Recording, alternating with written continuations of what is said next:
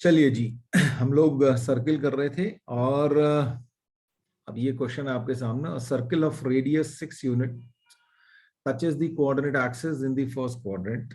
If the circle makes one complete roll on x-axis along the positive direction of x-axis, find its equation in the new position. इसका मतलब क्या हुआ? इसका मतलब है कि एक्स एक्सिस पे एक आपके पास एक ऐसा सर्किल है जो दोनों एक्सिस को टच कर रहा है, ठीक है। उसके बाद उस सर्किल को पूरा एक रोल कर दिया, जैसे कि पहिया घूमता है ना, तो वो आगे जाएगा और पॉजिटिव एक्स एक्सिस की डायरेक्शन में जाएगा। तो जो नई पोजीशन होगी वहां पे सर्किल की इक्वेशन क्या होगी, ये आपको बताना है। बेस्ट है, देखो ज्योमेट्री में अगर आप फिगर बना लेते हैं तो उससे बढ़िया कुछ नहीं है। अगर आपको फिगर बना लिया आपने सही से, तो आपका जो आधा प्रॉब्लम है वो वहीं सॉर्ट आउट हो जाता है, ठीक है। तो चलिए जरा एक बार फिगर बनाइए और फिर डिस्कस करते हैं। देखिए जी, आपके पास ये सर्कल है, दिख रहा है आपको, एक्स एक्सिस पे रखा हुआ है, दोनों कोऑर्डिनेट एक्सिस को टच कर रहा है, ठीक है। और इसकी जो रेडियस है वो 6 यूनिट्स है। तो यहाँ पे अगर मैं यहां से, इस तरह का क्वेश्चन हमने पिछले लेक्चर में भी किया था, ठीक है ना। तो यहां से अगर मैं परपेंडिकुलर डालूं तो ऑब्वियसली ये रेडियस है ना।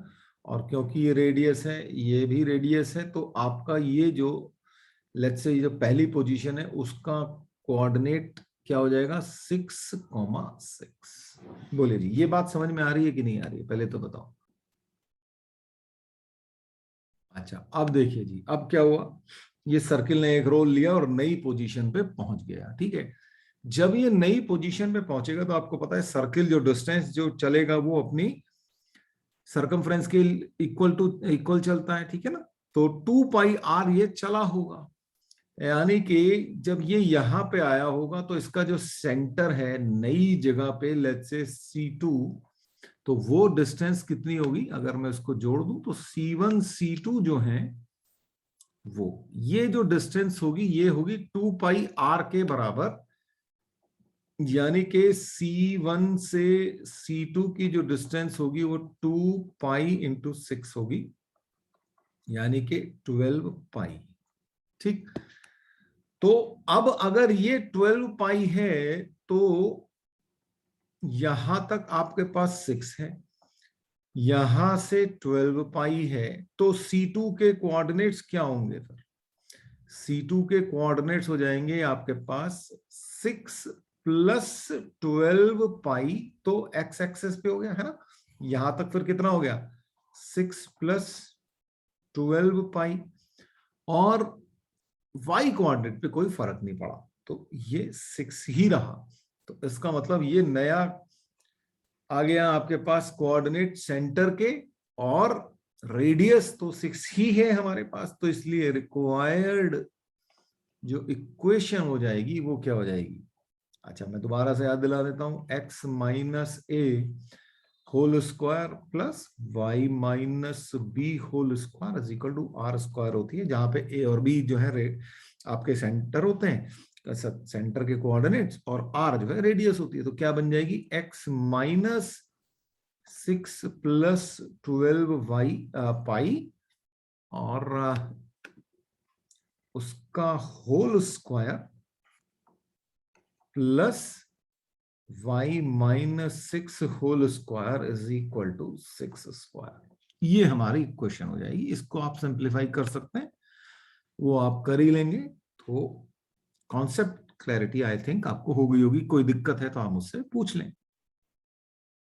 चलिए जी, ये क्वेश्चन है, अरे circle of radius 4 units touches the coordinate axis in the first quadrant, find the equation of its image in the line mirror y = 0।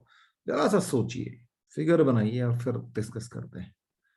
पहले आप लोग खुद कोशिश करेंगे जरूर, है ना। तो मेरी हमारी सिचुएशन ये है, हमारा जो सर्कल है वो यहाँ बैठा हुआ है एक्स एक्सिस पे, ठीक है। फर्स्ट क्वाड्रेंट में टच कर रहा है ये।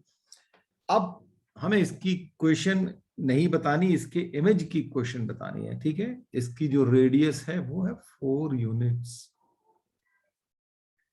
ठीक है जी, ये है 4 यूनिट्स इसकी। रेडियस है। Okay, circle of touches the. Okay, गड़बड़ हो गई, हमने फिगर में थोड़ा सा गलती कर दी है। फिगर जो है ये कोऑर्डिनेट एक्सिस को टच कर रहा है, तब तो गड़बड़ हो गई। तो हमें इसको थोड़ा सा वाई एक्सिस को भी टच कराना पड़ेगा। करा देते हैं भाई।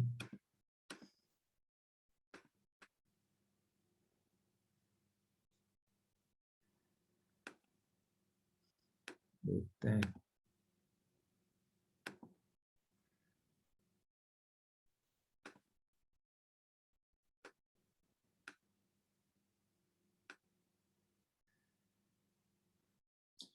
तो बेसिकली ये सिचुएशन है हमारे पास, है ना। सिर्फ और सिर्फ यही नहीं है। अब इसके बाद अब क्या हुआ ये, अच्छा, line y equal to mirror जो है y इक्वल टू 0 है, यानी कि y इक्वल टू 0 कौन सा होता है, ये होता है x एक्सेस, है ना। ये क्लास 9th में ही बता दिया था मैंने आप लोगों को, है ना। तो ये हो गया x एक्सेस, यानी कि x एक्सेस जो है मिरर का काम कर रहा है। जब आपका ये मिरर होगा तो एग्जैक्टली सेम डिस्टेंस पे इसकी फिगर बन जाएगी। तो अब ये कहाँ आ जाएगा, तो ये आपका नीचे आ जाएगा भाई, ये कुछ ऐसी सिचुएशन में आ जाएगा। ठीक है, तो पहली सिचुएशन में जब इसका सेंटर जो है 4 रेडियस है, तो इसका सेंटर 4,4 होगा। ये चीज हमें पता है, पिछले क्वेश्चन में भी यही किया था हमने। और जब ये नई पोजीशन में आएगा तो इसका जो सेंटर हो जाएगा वो क्या हो जाएगा, एक्स कोऑर्डिनेट तो 4 ही रहेगा, वाई कोऑर्डिनेट -4 हो जाएगा।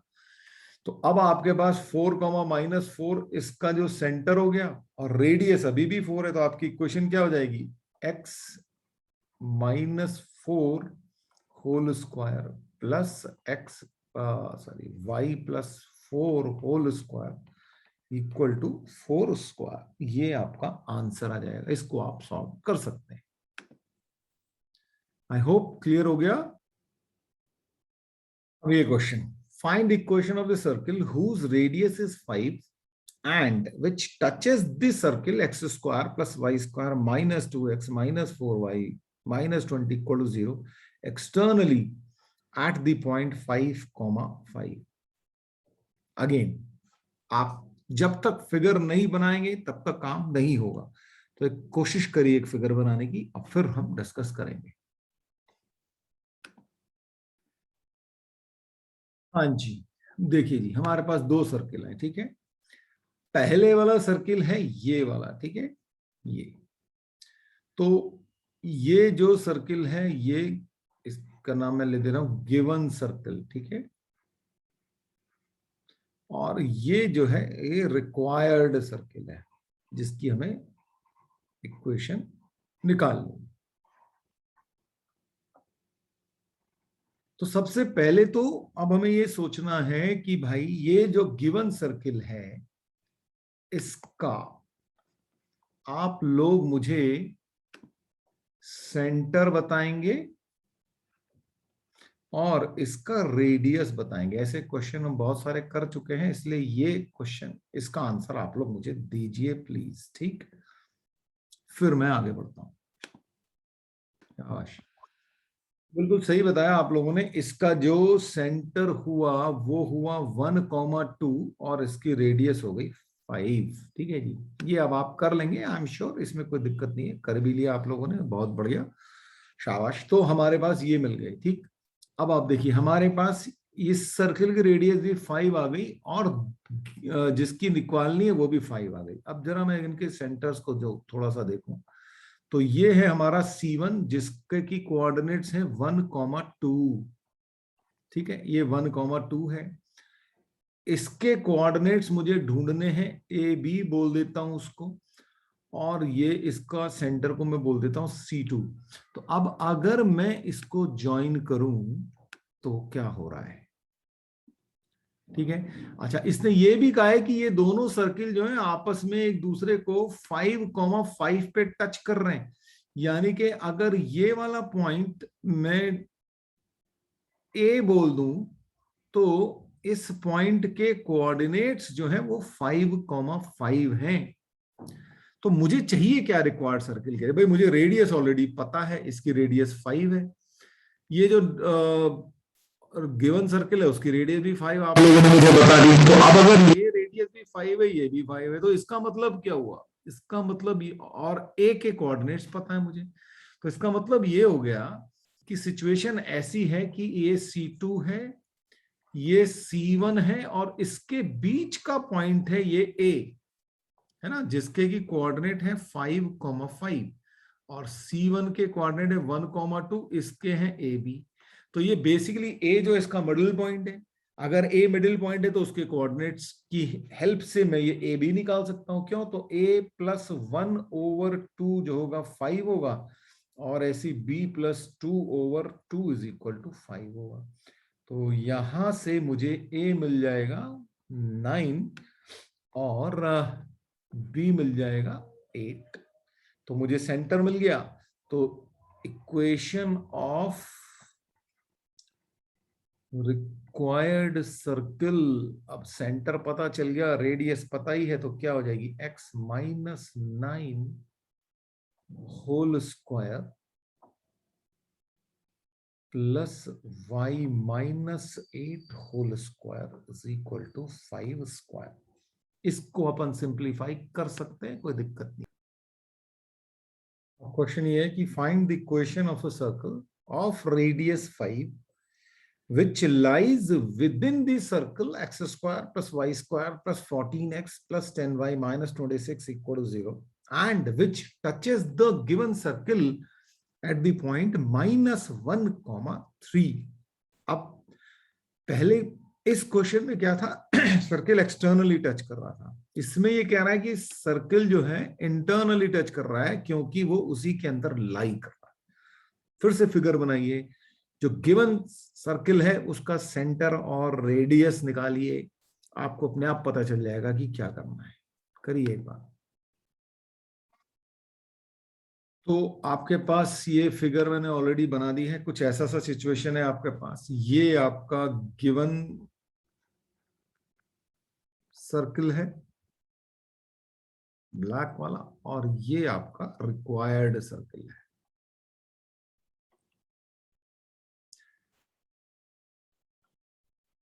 अब ये जो गिवन सर्किल है, फिर से मुझे इसका सेंटर और रेडियस आप लोग बता दें फटाफट। बताइए जी क्या होगा?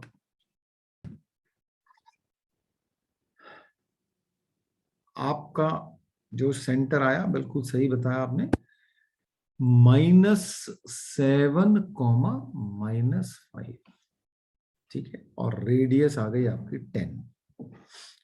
ठीक है जी। तो अच्छा, और मजे की बात यह कि जो गिवन सर्किल है उसकी भी रेडियस जो है वो 5 है, मतलब जो रिक्वायर्ड सर्किल है उसकी रेडियस भी 5 है।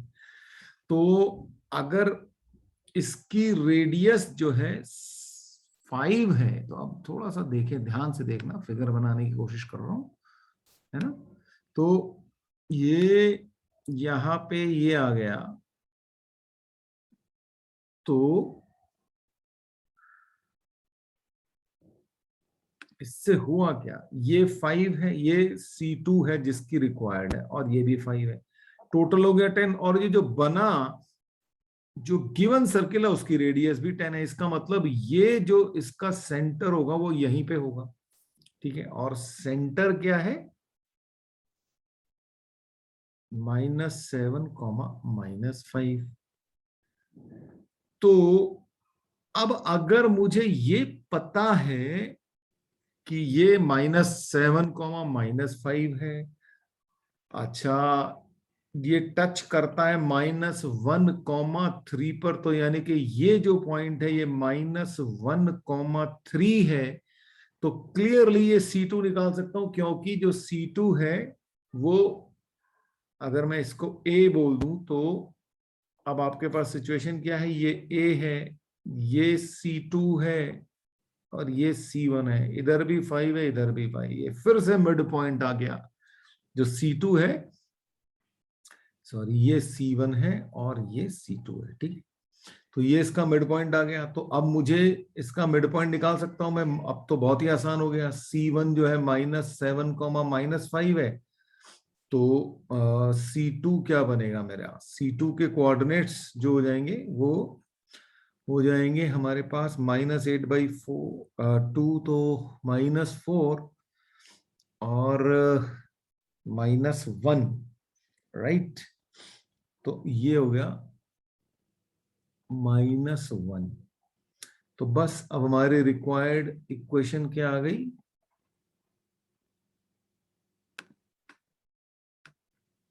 हमारी जो है रिक्वायर्ड इक्वेशन आ गई x+4 whole square plus y+1 whole square equal to radius हमारी 5 है। ये आपका आंसर आ गया। Find the equation of the circle which touches the lines 4x minus 3y plus 10 equal to 0 and 4x minus 3y minus 30 equal to 0 and whose center lies on the line 2x plus y equal to 0। Figure बनाने की कोशिश करिए। ठीक है, circle है, दो lines हैं, उनको टच कर रहा है और उसका सेंटर एक तीसरी लाइन पे लाई करता है। तो हमें बेसिकली क्या क्या चाहिए? रेडियस चाहिए और हमें एक सेंटर चाहिए। सोचिए क्या होगा, बताएं। सबसे पहले तो हम लोग अपना एक सर्कल बनाते हैं भाई, बनाते हैं सर्कल। ये रहा हमारा सर्कल, ठीक है। और ये जो है दो लाइंस को टच करता। अच्छा पहले ये बताओ इन लाइनों की खास बात क्या है? ये 4x माइनस 3y प्लस 10 और 4x minus 3y minus 30 equal to 0, इन दोनों की खास बात क्या है बताओ? कोई बात भाई, ये दोनों लाइन जो है ना पैरेलल है ना? क्यों? क्योंकि 4x माइनस 3y इसमें भी और 4x माइनस 3y उधर भी है ना? तो ये दोनों लाइन जो है पैरेलल है। तो ये तो बहुत बढ़िया काम हो गया। अगर ये दो लाइन पैरेलल हैं तो हमारे लिए बहुत मजेदार काम हो गया। तो बना देते हैं भाई, एक लाइन ये गई और दूसरी लाइन थोड़ा सा बड़ा कर देते हैं इसको, है ना? दूसरी लाइन ही बना देते हैं, एक मिनट रुको।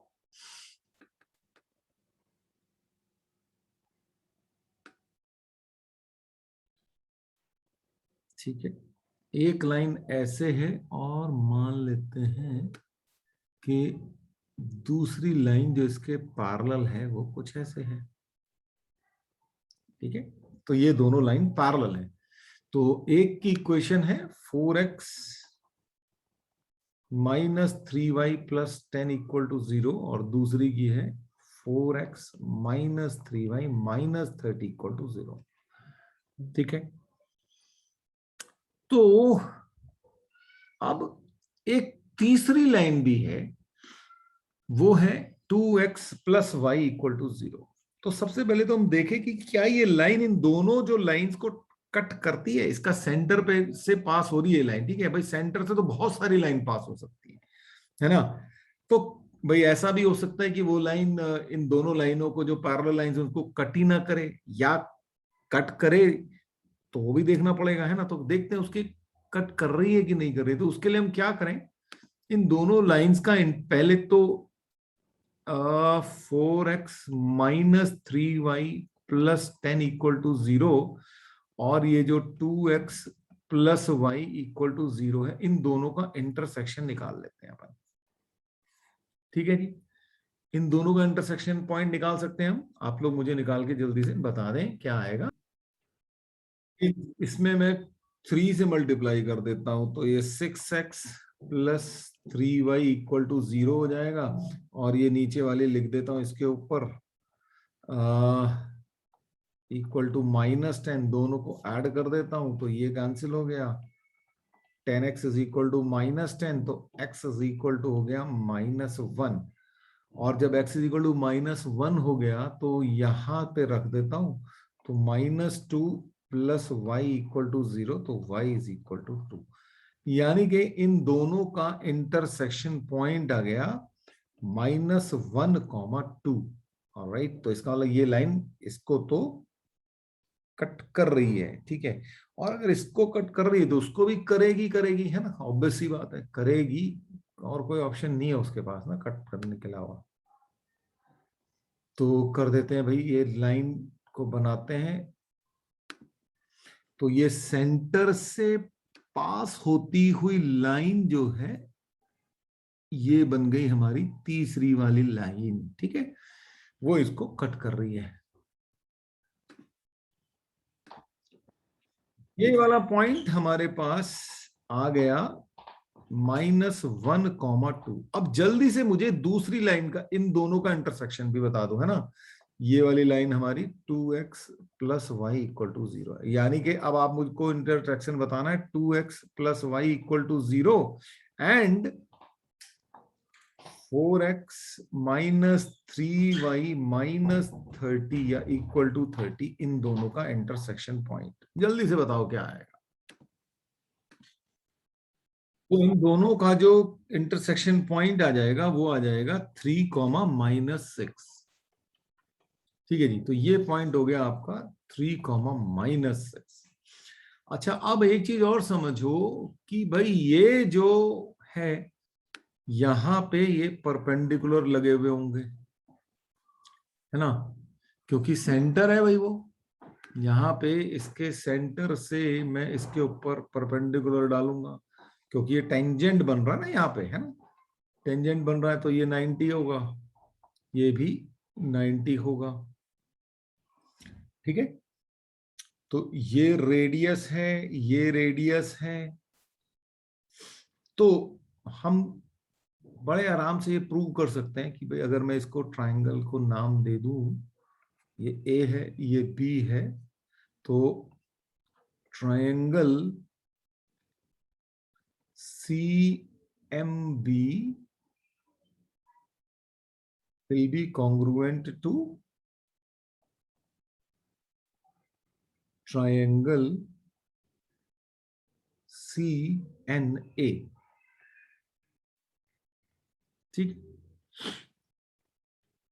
तो ये दोनों कॉन्ग्रुएंट हो जाएंगे, क्योंकि भाई ये और ये एंगल इक्वल है, ये आर है, तो इसका मतलब बाई ए ऐसे है ना, ये भी मैं आपको बता देता हूं, चलो बाई ए ऐसे क्राइटेरिया से ये दोनों जो हैं कॉन्ग्रुएंट हो जाएंगे। और अगर ये दोनों कॉन्ग्रुएंट हो जाएंगे तो इसका मतलब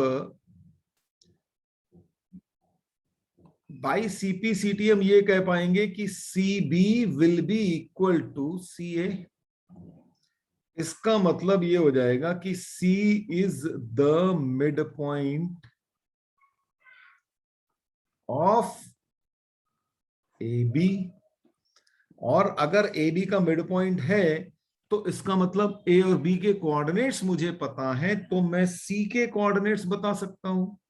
तो इसका मतलब C के कोऑर्डिनेट्स क्या हो जाएंगे, coordinates of C midpoint will be 3 -1/2, -6 + 2/2, यानी कि ये हो गया 1, -2। अब देखो जी, मजा आ गया मेरे को। मुझे सेंटर का कोऑर्डिनेट मिल गया C, -2, तो सेंटर मिल गया 1, -2। अब मुझे रेडियस निकालनी है। अभी तक बताइए इस बात समझ में आई कि नहीं। अब मुझे M और N डिस्टेंस निकालनी है, दो पैरेलल लाइन के बीच की डिस्टेंस। क्यों? क्योंकि MN निकालते ही MN का हाफ जो है मेरा रेडियस होगा, और दो पैरेलल लाइन के बीच की डिस्टेंस का फॉर्मूला हम बहुत अच्छे से कर चुके हैं, है ना। तो वो क्या होगा हमारे पास, मॉड ऑफ, क्योंकि ये दोनों पैरेलल हैं तो C1 - C2, तो 10 -30 divided by square root of 4 square + 3 square, ये हमारे पास आ जाएगा, यानी कि 40/5 आ जाता है ये हो गया 8। तो MN तो हो गया डायामीटर बेसिकली, इसका मतलब रेडियस जो हो गई वो हो गई हाफ ऑफ mn, यानी कि हो गई 4। अब मुझे सेंटर मिल गया और मुझे रेडियस मिल गई। ये मेरा सेंटर, सॉरी एक मिनट ना, ये मेरा आ गया सेंटर, ये और ये मेरी रेडियस 4। तो अब मेरी जो रिक्वायर्ड इक्वेशन है वो मैं लिख सकता हूं, है ना, 1 कॉमा -2 और 4 से। तो सेंटर है मेरा 1 कॉमा -2 और रेडियस है 4। तो मेरी जो रिक्वायर्ड इक्वेशन हो जाएगी वो क्या हो जाएगी, x - 1 whole square plus y + 2 whole square is equal to 4 square. This is the answer.